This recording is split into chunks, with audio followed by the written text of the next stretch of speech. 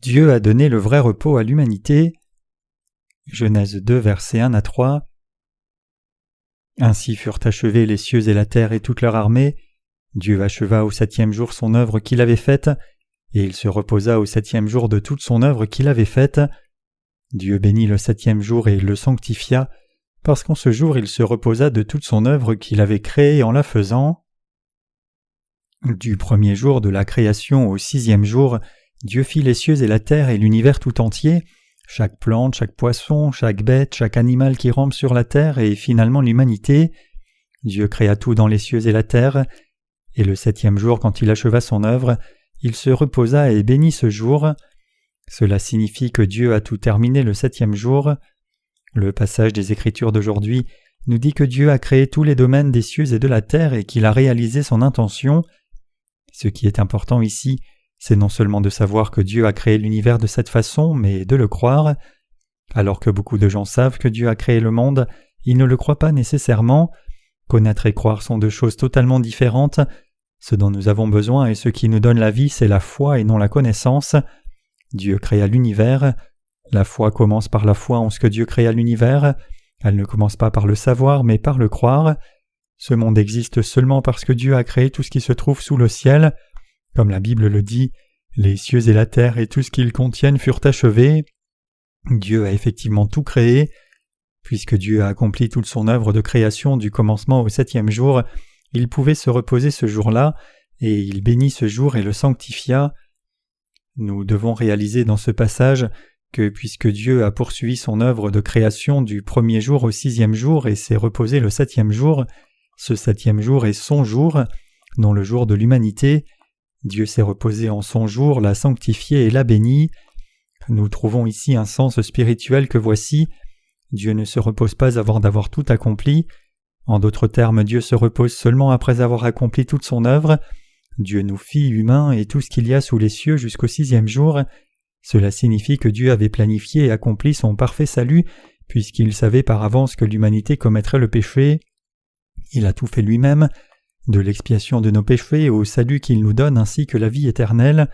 C'est ce qu'implique le passage des Écritures d'aujourd'hui. Certaines personnes ont mal interprété le passage des Écritures d'aujourd'hui et sont tombées dans la tromperie. Elles disent que le sabbat doit être observé et disent même que si quelqu'un observe ce jour, il sera béni et sanctifié pour entrer au ciel. Les croyants de l'Église adventiste soutiennent que le 7e jour de Dieu s'étend du coucher du soleil vendredi au coucher du soleil samedi, et ils observent cette journée strictement comme leur sabbat. Ils font donc leur culte le samedi.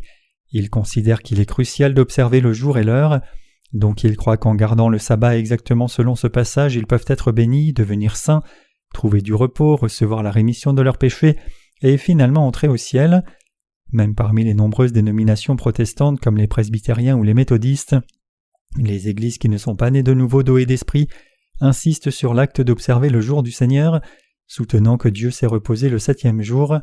Ils pensent et croient qu'alors que nous devons croire en Jésus pour aller au ciel, ils doivent aussi garder le jour du Seigneur fidèlement et venir à l'église ce jour-là pour recevoir la rémission de leurs péchés et se revêtir de sainteté en faisant des prières de repentance. Cependant, ce n'est pas ce que le passage des Écritures d'aujourd'hui signifie. Son message est plutôt celui-ci: Dieu a tout fait et a résolu tous les problèmes du péché et de la mort, et Dieu a tout béni, sanctifié et a donné à ses créatures le sabbat pour se reposer confortablement. Que nous dit réellement cette vérité? Dieu a fini de faire les cieux et la terre et tout ce qu'ils contiennent. En d'autres termes, le 7e jour, Dieu a accompli tout ce qu'il faisait. Il créa l'humanité et tout dans l'univers en 6 jours. Autrement dit, jusqu'à l'arrivée de son jour, c'est-à-dire le 7e jour, il a accompli à la perfection tout ce qu'il avait l'intention de faire. Donc Dieu se reposa au 7e jour et le bénit et le sanctifia. Jésus dit qu'il est le maître du sabbat, il est le Seigneur de sainteté et le Seigneur des bénédictions. Il donne du repos et la sainteté à nos cœurs et corps humains. En d'autres termes, Jésus nous a bénis, nous a donné le repos et a résolu tous nos problèmes. Le fait que vous et moi n'ayons pas de péché n'est pas seulement une notion hypothétique, nous sommes réellement, vraiment sans péché. Qui a effacé la souffrance de nos cœurs et le mal qui venait de nos cœurs vides et faibles? Jésus l'a fait par l'évangile de l'eau et de l'esprit. C'est Jésus-Christ qui nous a rendus sans péché. Il a purifié nos cœurs, il a béni nos cœurs, nos corps et notre vie quotidienne. Il a ainsi donné du repos à nos cœurs. Toutes ces choses se sont passées à cause de Jésus-Christ. Dieu a donné toute bénédiction, le repos et la sainteté à toutes les créatures qu'il a faites. Dieu a tout accompli à la perfection. Cependant, pour que vous trouviez le vrai repos, vous devez croire au salut que Jésus-Christ nous a apporté. En d'autres termes, tout le monde peut recevoir la sainteté et les bénédictions s'il vient à Jésus-Christ, qui nous a rendus parfaits, qui nous a fait naître de nouveau et a fait de nous le peuple de Dieu. Ce n'est autre que Jésus-Christ qui nous a transformés, nous qui n'étions que de simples créatures, avons été changés en enfants de Dieu. Personne ne peut atteindre la sainteté de lui-même, peu importe combien il puisse essayer. Si nous devions nous appuyer sur notre propre force humaine seule, nous ne pourrions jamais trouver le repos ni être bénis. Celui qui nous sanctifie, nous donne le repos et la rémission de tous nos péchés, n'est autre que Dieu lui-même, Jésus-Christ notre Seigneur. Le passage des Écritures d'aujourd'hui nous informe que Dieu a tout rendu parfait, nous a donné la rémission des péchés et a répandu le repos sur nous, et nous a garanti le bonheur. Nous devons croire dans cette parole. Si nous devions essayer de trouver le repos par nous-mêmes, alors ce serait en soi défier Dieu en face, demandant ainsi notre propre destruction, en nous mettant dans les rangs du diable. Essayer d'atteindre la sainteté par soi-même revient exactement au même que de s'aligner dans la marche du diable. Il y a longtemps, il y avait un pasteur qui ne dormait que 2 ou 3 heures par jour et passait le reste du temps à faire des prières de repentance, à prier pour son pays, à lire la Bible et à travailler diligemment. Ce pasteur priait toute la nuit en essayant d'expier les péchés de son cœur et restait éveillé pendant 2 nuits juste pour préparer un sermon.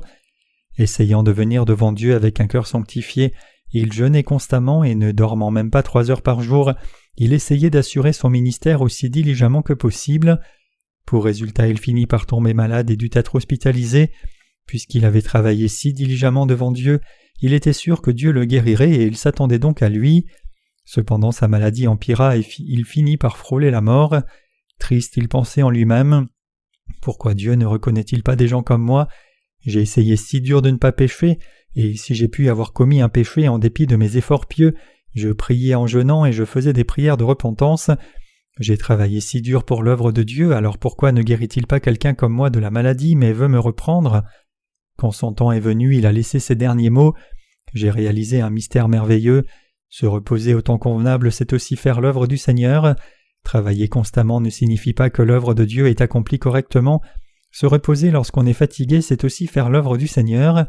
Si j'avais travaillé plus sagement en prenant plus de repos, je ne serais pas tombé malade et j'aurais accompli beaucoup plus de choses avant de partir comme cela.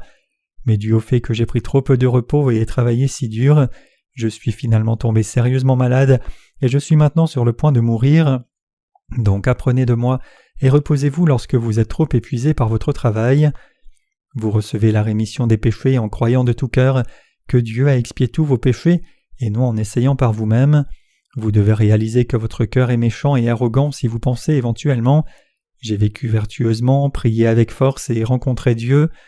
Donc comme résultat de tous mes efforts, je suis devenu une personne juste, n'est-ce pas ?» Chacun doit réaliser le fait que c'est Jésus-Christ seul qui nous a rendus saints et nous a donné le repos. Personne dans ce monde ne peut être sanctifié juste en faisant des prières de repentance.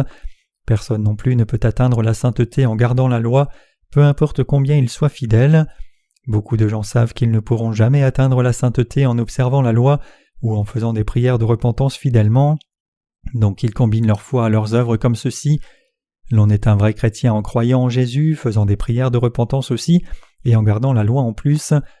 D'autres disent « Quand nous croyons en Jésus, nous sommes remis de nos péchés originels, mais comme nous ne pouvons pas être remis de nos péchés de tous les jours par nos prières de repentance, quand nous faisons ces prières, Jésus prie aussi à notre place à la droite du trône de Dieu le Père.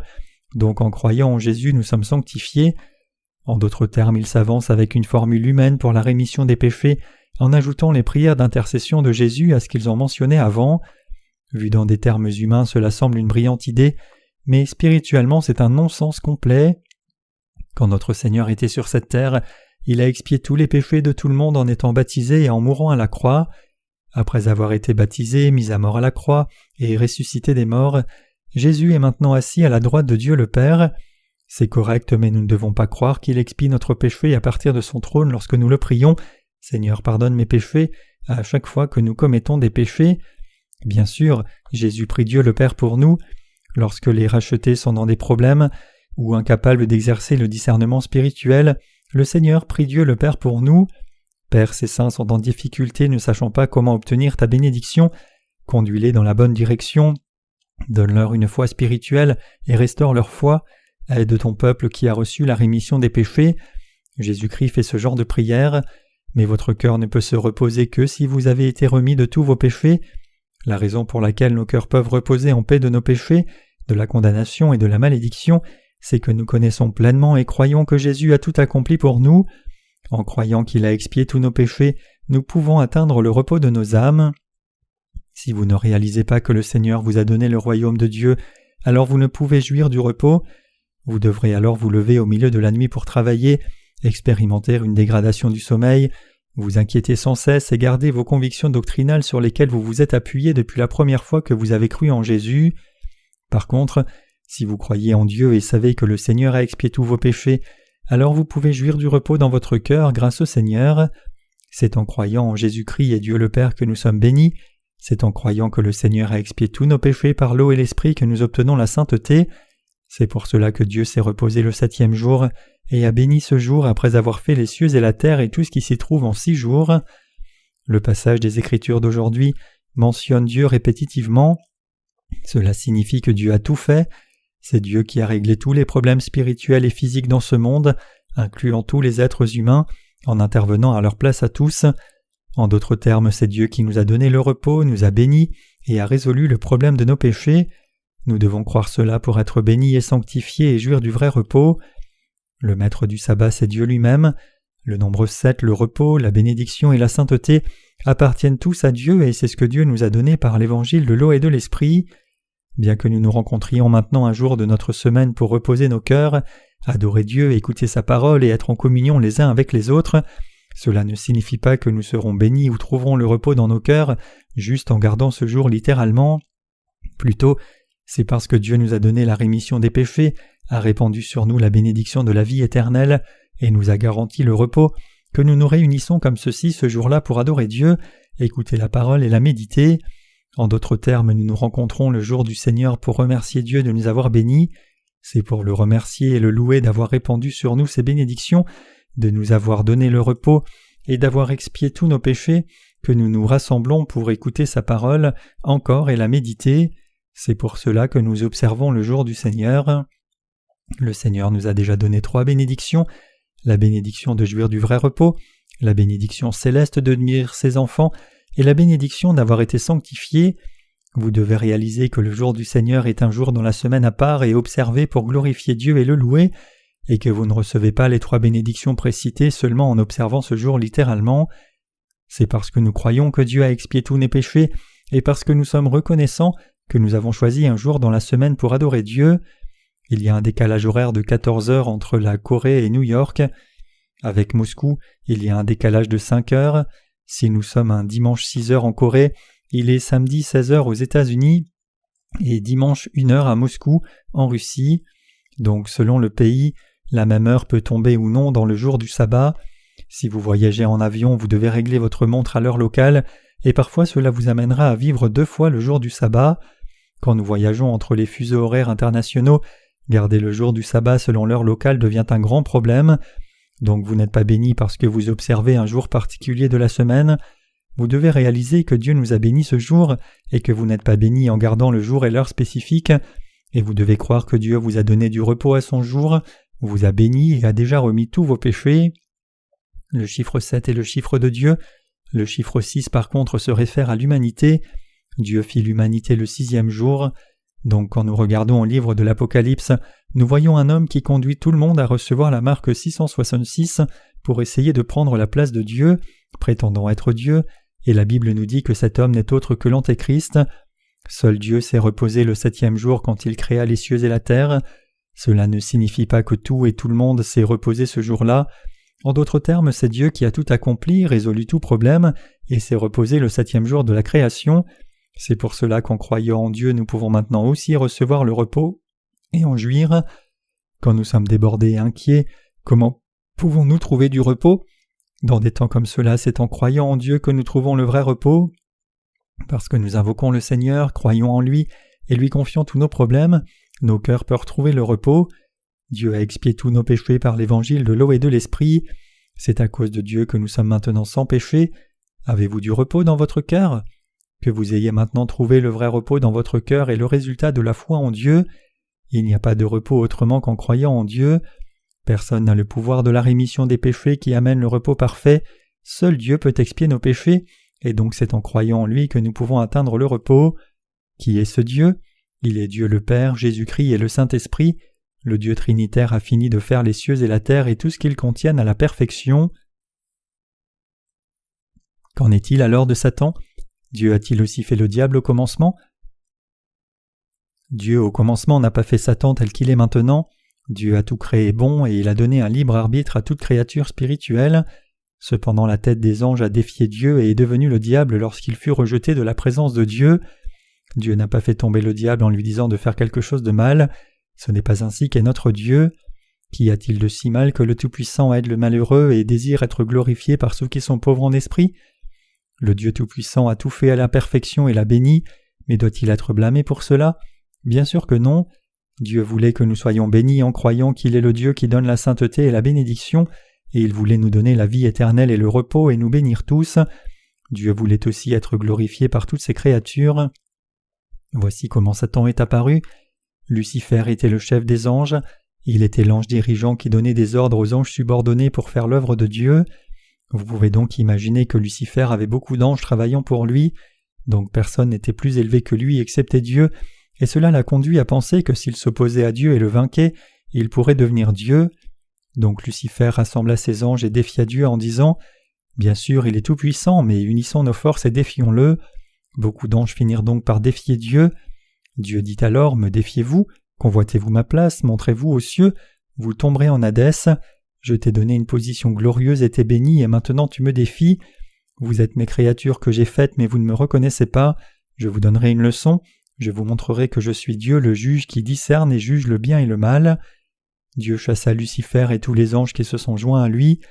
Par conséquent, ces anges déçus sont devenus des esprits méchants appelés démons, et Lucifer en particulier est maintenant appelé Satan ou le diable.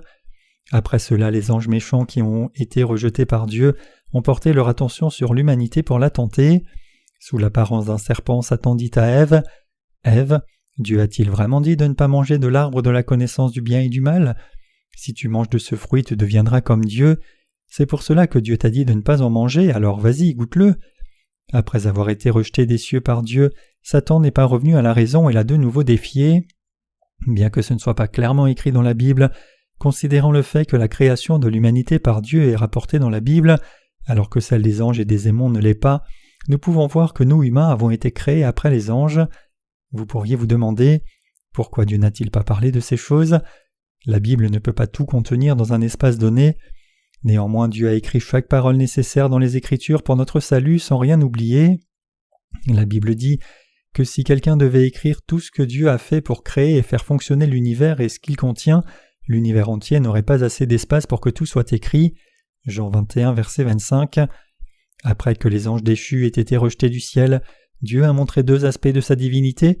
Dieu s'est révélé comme le juge de Satan et de ses suiveurs qui ont défié Dieu, et il a créé l'humanité et a répandu sur elle sa grâce et son amour pour se révéler comme le Dieu miséricordieux. Donc à travers ce que Dieu a fait pour nous et à Satan, nous devons réaliser quel Dieu il est réellement.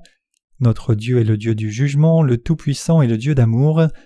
Satan a tenté Adam et Ève pour qu'ils mangent de l'arbre de la connaissance du bien et du mal. Bien qu'il leur ait dit qu'ils deviendraient comme Dieu s'ils mangeaient de l'arbre, ceci était en fait impossible. Pourquoi Satan a-t-il donc tenté l'humanité ? Parce que le diable avait défié Dieu et avait échoué, et qu'il est seulement une personne qui recherche tout ce qui s'oppose à la volonté de Dieu. Il vit que Dieu, ayant fait l'humanité, voulait lui donner du repos, la bénir et la sanctifier. C'est pour cela que Satan a attaqué l'humanité. Cependant, Dieu savait déjà que ses créatures le défieraient, et donc avec cette prescience que ces créatures tomberaient dans le péché, en étant tentées par Satan, il fit un plan préparé pour le salut. Donc quand Dieu fit l'humanité, il la fit spécialement à son image. Ainsi Dieu fit l'humanité en sachant par avance que Satan l'attaquerait, et en répandant sa grâce du salut sur la race humaine, il a révélé son amour et sa miséricorde, et par nous qui croyons en cela et le suivant, Dieu s'est glorifié. Dieu a-t-il dit à l'humanité de ne pas manger de l'arbre de la connaissance de Dieu parce qu'il avait peur qu'ils connaissent le bien et le mal comme lui ? Non, ce n'est pas pour cela que Dieu l'a dit. Il dit ceci pour montrer que seul l'être suprême a le juste standard du bien et du mal. Il est mal pour nous de discerner le bien et le mal selon nos propres standards humains. Si les êtres humains devaient avoir leur propre standard du bien et du mal, cela changerait constamment puisqu'ils définiraient comme bon tout ce qui serait à leur avantage et ce qui serait désavantageux serait mal. Par contre, lorsqu'il y a un standard défini par l'absolu, le bien et le mal ne changent pas. C'était pour faire connaître à l'humanité que Dieu seul est l'être suprême, que lui seul possède le standard invariable du bien et du mal, et que personne ne devrait enfreindre ce standard. C'était pour rendre ceci clair que Dieu avait dit à Adam et à Ève de ne pas manger de l'arbre de la connaissance du bien et du mal. En d'autres termes, Dieu a mis au clair pour l'humanité qu'elle ne devrait jamais enfreindre sa souveraineté ni la défier. Il dit que quiconque défie sa souveraineté mourra. Parce que Dieu est l'être suprême, il ne tolère personne qui le défie. C'est pour cela que Dieu a dit à Adam et Ève de ne pas manger de l'arbre de la connaissance du bien et du mal. Cependant, Satan s'opposa à la volonté de Dieu et conduisit l'humanité à manger de l'arbre de la connaissance du bien et du mal. Il fit cela parce que Dieu avait vaincu son précédent défi. C'est pour cela qu'il l'a de nouveau défié à travers l'humanité, essayant de réduire la volonté de Dieu en ruinant l'humanité. Mais Dieu savait tout cela car il est omniscient et omnipotent. C'est pour cela que Dieu a permis le plan de Satan, et après que l'humanité ait mangé de l'arbre de la connaissance du bien et du mal, Jésus est venu sur cette terre comme notre propitiation et a expié tous nos péchés. Comme Jésus a été condamné à la place de notre propre destruction, les deux conditions du juste jugement de Dieu et de son amour ont été remplies. En d'autres termes, lorsque Jésus-Christ est venu sur la terre, a porté tous nos péchés en étant baptisé et fut condamné à la croix, Dieu a révélé qu'il est à la fois le Dieu du jugement et le Dieu du salut. Par le baptême de Jésus-Christ et sa mort à la croix, Dieu a accompli ces deux lois. Dieu nous a ainsi sanctifiés et fortifiés. Il y a longtemps, une certaine domination est devenue assez influente en Corée, disant ceci: Lucifer est devenu un démon et a défié Dieu puis fut rejeté. Maintenant, ce genre de démon erre et entre dans le cœur des gens. Lorsque Satan a conduit l'humanité à pécher, Jésus-Christ a enlevé tous les péchés et fut condamné à la croix, et il a donc vaincu le diable par sa puissance. Il nous a aussi donné sa puissance pour vaincre les démons. C'est pour cela que nous chassons les démons au nom de Jésus. Donc il pratiquait des rituels d'exorcisme à longueur de temps, priant pour chasser les démons. Avant de partager la parole disant qu'il devait d'abord chasser les démons des personnes, il criait « Démons, sortez !» Le dernier jour de la retraite de ce groupe, le représentant du groupe se tenait là et l'assemblée venait à lui un à un. Le pasteur frappait alors leur front en disant « Je te commande au nom de Jésus-Christ, sors Satan !» Il est clair que ces pasteurs sont eux-mêmes possédés de démons. Nous, peuple de Dieu, nés de nouveau, ne disons pas aux autres âmes « Démons, sortez !» Plutôt nous leur parlons de l'évangile de l'eau et de l'esprit. Quand nous leur prêchons comment Jésus a expié leurs péchés, les démons sont inévitablement obligés de s'enfuir, et tous ceux qui croient de cela. Si quelqu'un accepte seulement l'évangile de l'eau et de l'esprit, aucun démon ne peut entrer en lui. C'est parce que la miséricorde, l'amour, la sainteté, la bénédiction et le repos de Jésus-Christ se trouvent dans l'évangile de l'eau et de l'esprit.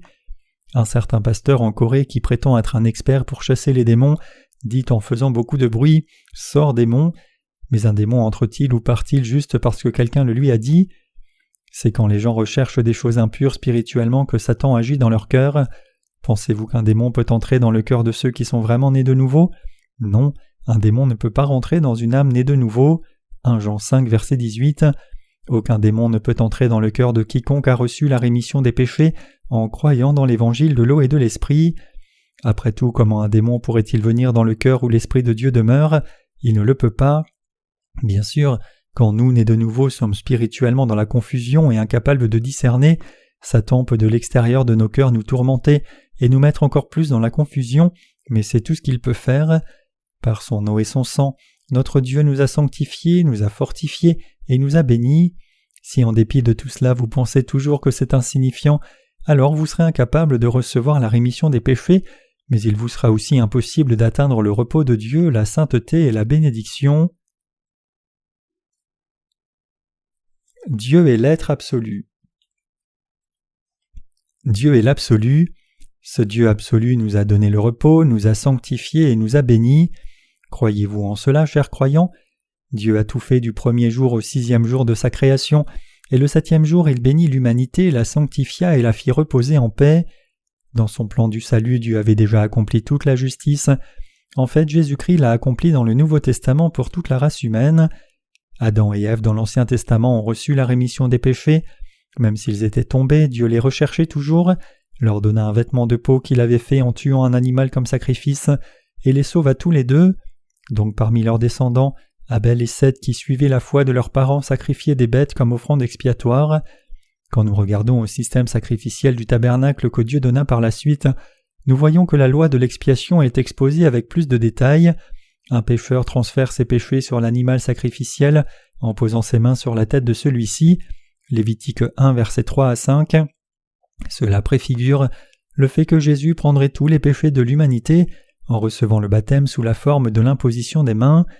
Cependant, les chrétiens d'aujourd'hui n'ont pas transféré leurs péchés sur Jésus en croyant dans son baptême, mais ils croient plutôt dans son sang sur la croix, oubliant avec arrogance son baptême dans l'évangile d'origine.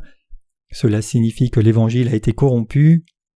Adam et Ève savaient que Dieu avait remis leurs péchés en tuant un animal à leur place, et ils croyaient en conséquence. Après leur chute, Dieu appela Adam pour lui dire « Où es-tu » Sachant déjà qu'ils avaient enfreint sa parole, il dit « Tu as mangé du fruit dont je t'ai dit de ne pas manger.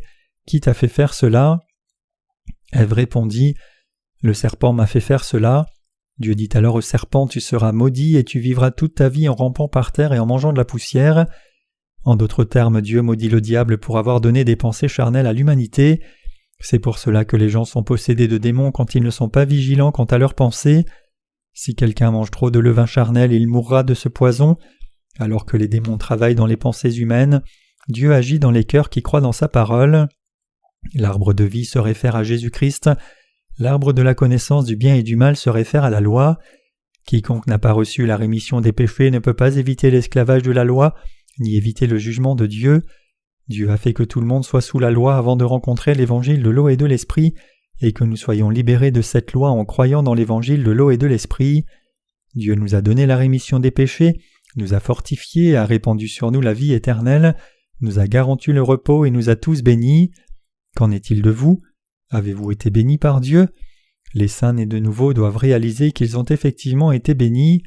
Dieu vous a bénis et il vous a donné le vrai repos. Ceux qui croient dans cette volonté se reposent dans le royaume de Dieu pour l'éternité. Ils ont obtenu la vie éternelle par la foi. Nous sommes saints parce que Dieu nous a rendus saints. Votre cœur est-il sans péché ? Je vous exhorte donc tous à croire dans l'évangile de l'eau et de l'esprit et à recevoir ainsi la rémission des péchés dans vos cœurs, à être purifiés et à trouver le vrai repos. En d'autres termes, je désire sincèrement que chacun de vous connaisse la vraie signification du jour du sabbat.